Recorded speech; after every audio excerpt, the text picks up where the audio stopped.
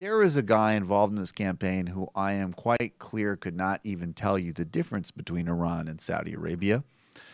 Although I am sure that he has probably tried to procure ecstasy to pick up some Persian girls. Again, I'm not saying it definitively. It would just be my guess.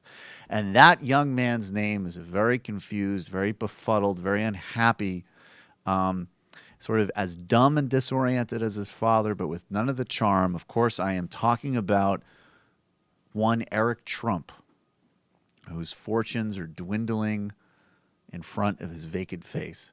And he is on talking with George Stephanopoulos on, what is this? What is Stephanopoulos' show? This week with George Stephanopoulos.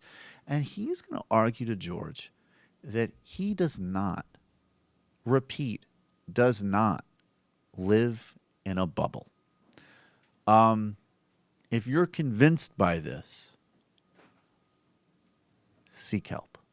Is incredible. The amount of Democrats that I have coming up to me every single day and saying, I've been a Democrat my entire life. My entire family is made up of Democrats. We're coming out and voting for you. And then I look at the backup of some of these polls, including the poll that you just showed 2 seconds ago, and it's showing that we're only getting 4% Democratic support. I mean, we're getting the union votes. We're getting the law enforcement votes. I mean, so many of these votes had always traditionally gone to the Democratic Party. And I can tell you, we're getting 90% of this vote. Most polls do show most Democrats going for Hillary Clinton right now. Do you think you might be living in a bubble of your own support? No, I don't think so at all. Honestly, like, look at last night. I'll give you a perfect example. Look at last night. He was in Cleveland. He had 10,000 people in Cleveland. You know, Hillary and Tim Kaine, they were in Pennsylvania. They had 600 people in a gym. I mean, the enthusiasm levels are just totally off the charts. And totally off the charts. So, it's really interesting when someone asks you if you live in a bubble and all of your responses are like, no, not at all. Some guy said something nice to me the other day.